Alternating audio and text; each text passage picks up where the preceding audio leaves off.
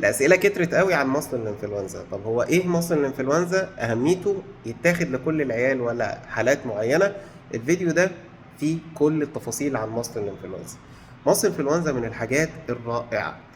ابنك مش هيتعب كتير خلال الشتاء لو اخده، وحتى لو تعب التعب بيجي بسيط، شويه رشح، شويه دفيان خفاف، لكن الدور ما بيقلبش بقى بنزلات شعبيه حاده والتهاب رئوي وحاجات زي كده، لان الجسم بيبقى عارف الميكروب ومتعرف عليه من قبلها. طب هو يتاخد من امتى؟ بيتاخد من عمر سن 6 شهور الى ما شاء الله، يعني جد وتيتا ياخدوه، انت تاخديه ما عنديش مشكله، ونفس الجرعه هي اللي بتتاخد عند عمر 6 شهور هي نفس الجرعه اللي هياخدها تيتا وجده. الحقنه كامله ما بتتقسمش.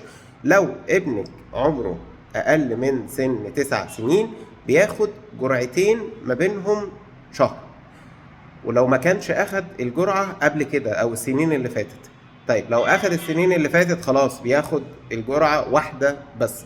طب لو سنه فوق 9 سنين بياخد جرعه واحده بس. طب ناخدها امتى؟ كل ما بتديها بدري كل ما يكون افضل.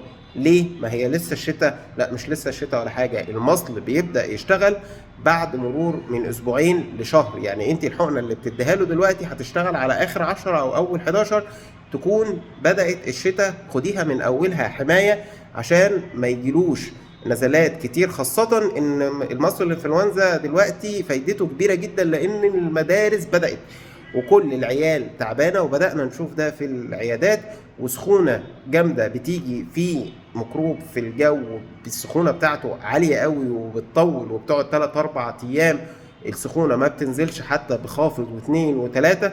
فاحموا ولادكم من ان هم يدخلوا في الادوار ده، لان طفل واحد في الفصل بيعدي الفصل كله. فما تستسهلوش موضوع المدارس وما تكونوش وقتها عاملين حساب التعب اللي بيجي لعيالنا في الشتاء. طيب هو يتاخد عند مثلا عمر 6 شهور ماشي، يتاخد عند عمر سنة ماشي، يتاخد عند عمر 13 سنة ماشي، شغال مفيش مشكلة. لو ابنك عنده حساسية ده بقى لازم تدي المصل، لان هو بيبقى الطفل ده عرضة كبيرة لحدوث النزلات الشعبية الحادة، فلازم ياخد المصل. والاطفال العادية خاصة اللي بتتعب كتير دي لازم تاخد المصل. لو حسبتيها حسبة مادية هتلاقي نفسك كسبانة. انت بتروحي تكشفي كم مرة في الشتاء، بتطلعي كام روشتة او بتصرفي كام روشتة في الشتاء، والروشتات دلوقتي معدية. واحسبي حسبتك كده هتلاقي مثلا ان انت في الكشف والاستشاره بتعدي ال 200 300 جنيه.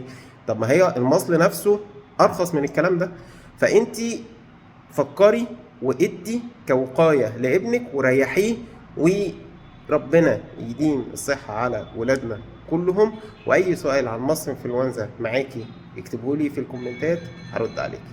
دكتور عبد الرحيم لكلوب، استشاري الاطفال وحديثي الولاده.